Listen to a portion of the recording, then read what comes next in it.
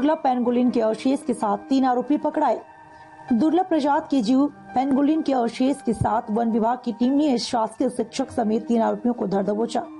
आरोपियों के पास से इस दुर्लभ जीव के शल्क नाखून बरामद किए गए हैं, जिसकी कीमत लाखों में बताई जा रही है। वन अमले को मुखबिर से सूचना मिली थी कि कुछ लोग शहर के आसपास ही वन जीव की हत्या कर उसके अवशेष बेचने की फिराक में है, जिसके बाद वन विभाग के द्वारा स्पेशल टीम का गठन कर जांच शुरू की गई थी। इस दौरान ठेलका बोर्ड पहाड़ी के पास बोरे में पेंगोलिन के अवशेष के साथ घूम रहे 2 आरोपियों को वन विभाग की टीम ने घेराबंदी कर दबोच लिया। वहीं आरोपियों की निशानदेही पर उनके तीसरे साथी को माकंडी के नजदीक से वन अमले को पकड़ा है। रेंजर संदीप सिंह ने बताया कि पेंगोलिन विलुप्त की कगार पर है। ऐसे जीव को मारकर उसके अवशेष को बेचने की फिराक में घूम रहे 3 आरोपी पकड़े गए हैं। तीनों को न्यायालय में पेश कर जेल भेजा जाएगा।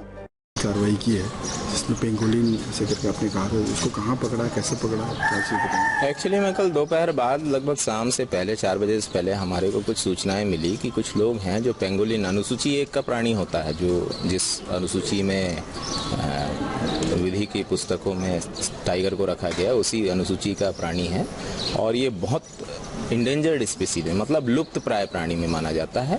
उसको मार के उसके जो सल्क होते हैं, कवच होता है ना, वो मेडिसिन के भी काम के रोग में ऐसा र्यूमर है कहा जाता है। तो कुछ लोग हैं, 2-3 लोग उसको बेचने का प्रयास कर रहे हैं और किसी खरीदार वगैरह का इंतजार में है।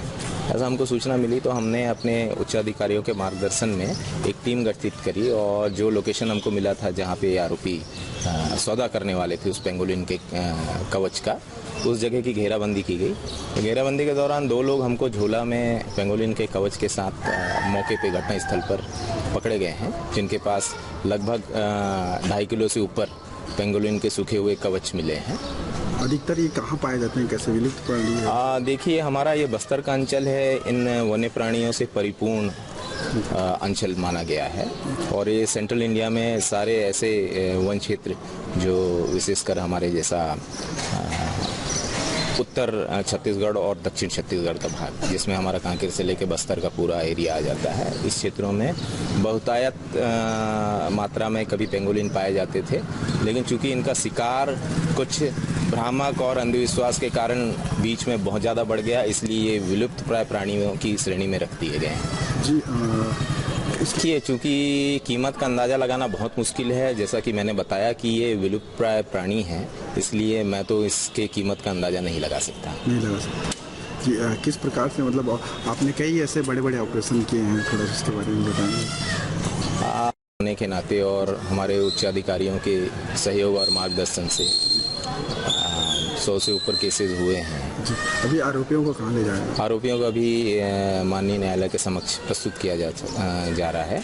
अभी हम यहाँ पे हॉस्पिटल में उनका मुलाहिजा करवाने लेके आए हैं, इसके बाद हम माननीय न्यायालय के समक्ष उनको प्रस्तुत करेंगे। आप लोगों द्वारा और जैसे कि एक तरफ अभी आपने ही हाल ही में 2-3 दिन पहले वन जीव प्राणी को संरक्षण को लेकर, और फिर इधर आप देखा जाए कि एक, और इसके लिए क्या किया जा रहा है? हमारे जितने भी वन्य प्राणी संबंधी अपराध हो रहे हैं हमारे पूरे छत्तीसगढ़ नहीं, पूरे भारतवर्ष में, पूरे भारतवर्ष क्या बोले, ऑल ओवर इंडिया में, तो उसी तत्वाधान में हमारे द्वारा जागरूकता फैलाने के लिए विशेष आयोजन किए जाते हैं। जैसे कुछ दिनों पहले 3 मार्च को ही हमने विश्व वन्य प्राणी दिवस मनाया था। इसका हमारा उद्देश्य यही है, मूल मकसद ये है कि निरीह वन्य प्राणी हैं, वन्य जीव हैं, इनका शिकार करके इनके चादर से ना ही किसी पैसे की झड़ती होती है, ना ही इनको किसी प्रकार की मेडिसिनल यूज में लाया जाना चाहिए।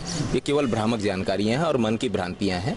इसको दूर करने के लिए हम ये सारे जन जागरूकता अभियान चला रहे हैं, जिसके माध्यम से हम चाहते हैं कि लोगों तक ये भ्रामक जानकारियों के विरुद्ध में हम अपनी बात रख सकें और जो भ्रम है लोगों के मन में वन्य प्राणियों को लेकर कि इनसे पैसे की झड़ती होती है या ये दवाई में कारगर होते हैं, इन सब चीज़ों को हम दूर कर सकें।